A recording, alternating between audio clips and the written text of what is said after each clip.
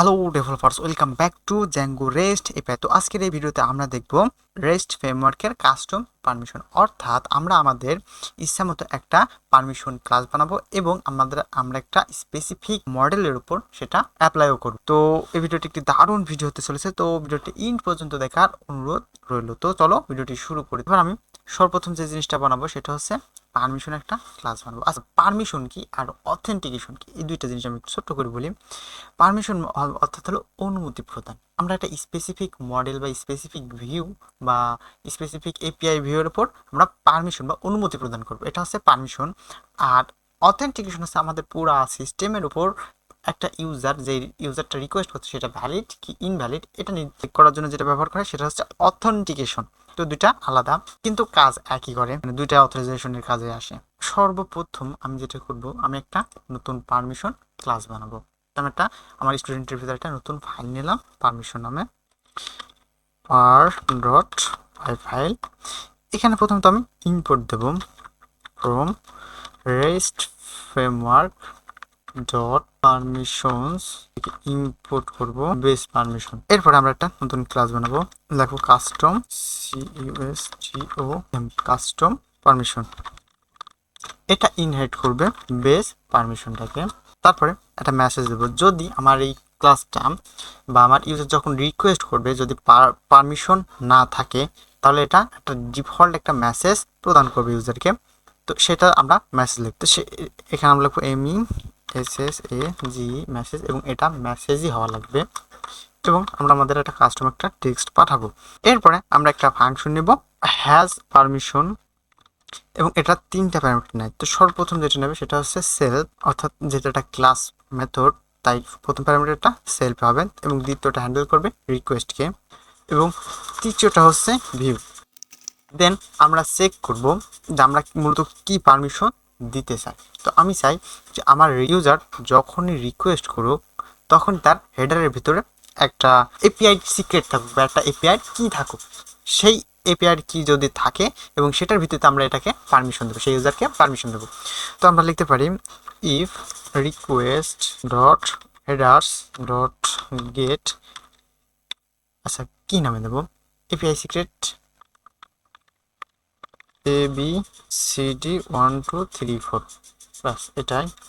যদি এটা থাকে তো এটা আমরা রিটার্ন করাবো ট্রু, আর যদি না থাকে তাহলে আমরা রিটার্ন করাবো ফলস, FALS ফলস। আপাতত আমার কাস্টম পারমিশন ক্লাসটা রেডি। এখানে কি হয়েছে আমি বলি, খুব সিম্পল। আমরা একটা হ্যাশ পারমিশন নিলাম, এই হ্যাশ পারমিশন কিন্তু ওভাররাইড মেথড, কারণ কি আমার বেস পারমিশনের ভিতর অলরেডি হ্যাশ পারমিশন আছে এবং সেটাকে আমরা ওভাররাইড করলাম, অর্থাৎ এটা হ্যাশ পারমিশনই হওয়া লাগবে। এবং হ্যাশ পারমিশন দুইটা কাজ করে, হয় ট্রু রিটার্ন করে না ফলস রিটার্ন করে। ট্রু রিটার্ন করে যদি আমার স্পেসিফিক কন্ডিশন মিল পাই, এবং ফলস রিটার্ন করবে যদি আমার পারমিশন না থাকে। ঠিক আছে, তো আমরা এখানে রিকোয়েস্ট ডট হেডার, অর্থাৎ আমার যে ইউজারটা রিকোয়েস্ট করবে তার হেডারের ভিতরে যদি এপিআই সিক্রেট এই কিটা থাকে এবং কির ভিতরে তার ডাটা থাকা লাগবে ABCD 1 2 3 4, তাহলে তাকে আমরা অনুমতি দেব একটা স্পেসিফিক কাজ করার জন্য, অর্থাৎ একটা স্পেসিফিক ফাংশন বেসড ভিউ হোক বা যে কোনো বেসড ভিউয়ের উপর অপারেশন করার জন্য, এবং সেটা রিটার্ন করবে ট্রু। আর যদি এই ডাটাগুলো না থাকে তাহলে সেই রিকোয়েস্টকে আমরা ফলস হিসেবে গণনা করব। তো এটা আমরা ব্যবহার করতে পারি আমার হচ্ছে ভিউ এর উপর। তো আমি গেলাম ক্লাস বেসড ভিউ এর উপর। ঠিক আছে, এখানে আমার already permission class is authenticate আছে, এখানে আমরা এখন কাস্টম পারমিশন না ব্যবহার করব। তো এখান থেকে আমি সর্বপ্রথম তোমার ইম্পোর্ট দেবো, আমার এটা ফ্রম ডট পার থেকে ইম্পোর্ট করব আমার কাস্টম পারমিশন, এবং এখানে ইজ অথেন্টিকেটের পরিবর্তে আমরা দেবো কাস্টম পারমিশন। ঠিক আছে, এটা এবার আমরা ইউআরএল আসবো। যদি আমরা ইউআরএল এ আসি, এখান থেকে মূলত এটাকে আনকমেন্ট আউট করবো এবং বাদ বাকিগুলো সব কমেন্ট আউটে থাক। এবং আরও একটা জায়গায় আমাদের পরিবর্তন করার প্রয়োজন হবে, সেটা হচ্ছে সেটিং ডট পাই ফাইলে। আচ্ছা, সেটিং ডট পাই ফাইলে খেয়াল করে এখানে রেস্ট ফ্রেমওয়ার্ক, এখানে ডিফল্ট অথেন্টিকেশন ক্লাস আছে রেস্ট ফ্রেমওয়ার্কের সিম্পল জেডাব্লিউটি, অর্থাৎ আমরা সিম্পল জেডাব্লিউটি অথরাইজেশনটি ব্যবহার করেছি। এটা করার মানে হলো আমাদের সিস্টেম বা যে ইউজারই রিকোয়েস্ট করুক তাকে কিন্তু জেডাব্লিউটি টোকেন দেওয়া লাগবে, না হলে আমাদের কোনো রিকোয়েস্টে কিন্তু ভ্যালিড দেবে না। তো এখানে আমরা আপাতত এটাকে কমেন্ট আউটও করতে পারি, এবং এর সাথে সাথে আমরা পারমিশন ক্লাসটাও ব্যবহার করতে পারি, কোনো প্রকারের সমস্যা নাই। আমি আপাতত এটাকে কমেন্ট আউটই করি এবং আমি লিখলাম অথেন্টিকেশন আছে, এখানে দেবো আমরা পারমিশন এবং রেস্ট ফ্রেমওয়ার্ক সিম্পল জেডব্লিউটি, এখানে আমরা দেবো rest framework dot permission dot is authenticated. আশা করি সব কিছু ঠিকঠাক আছে। এবার যদি আমরা সেভ করি, সেভ করার পর এবার আমরা টেস্ট করি। ব্রাউজারে আসলাম, এখানে যদি আমি রিফ্রেশ করে আছে, এখানে আমার মূলত ইমেজকে নিচ্ছে। প্রজেক্টে আসবো, module not found, no module name, rest framework,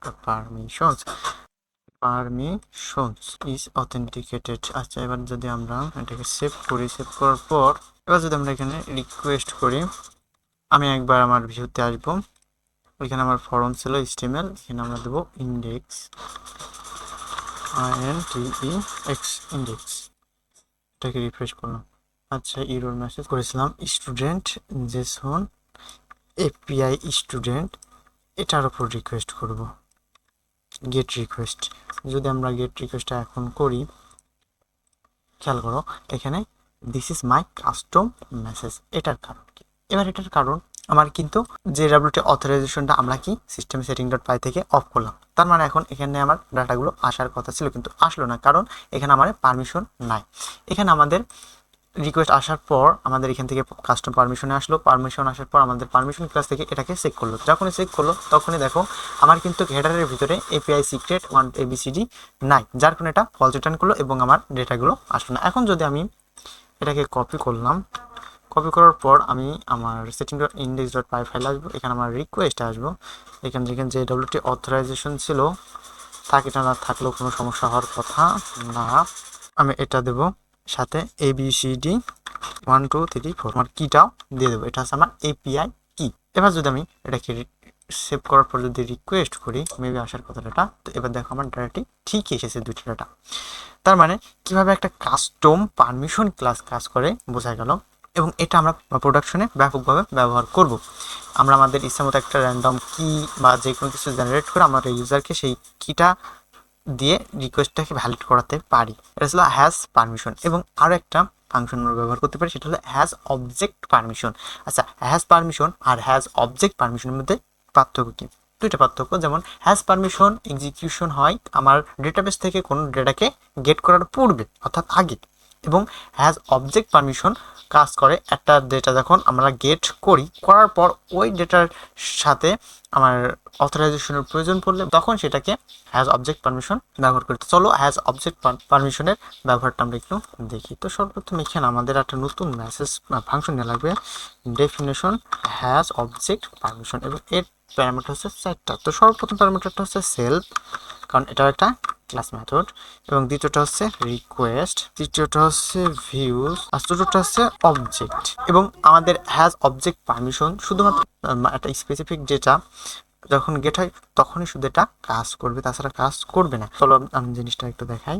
তো আমি এখানে শর্ত দেবো, if OBJ object dot ID equal to যদি 1 হয়, অর্থাৎ 1 নম্বর আইডিটার জন্য এটা শুধু কাজ করবে। আর তো রিটার্ন করাবো ট্রু, অথবা রিটার্ন করবে এটা ফলস, অর্থাৎ এটা শুধু যখন আমরা 1 নম্বর আইডিটা গেট করার চেষ্টা করব তখনই শুধু একটা রিটার্ন ট্রু করবে, অন্যথায় এটা প্রত্যেকটা রিকোয়েস্টের বেলায় এটা ফলস রিটার্ন করবে।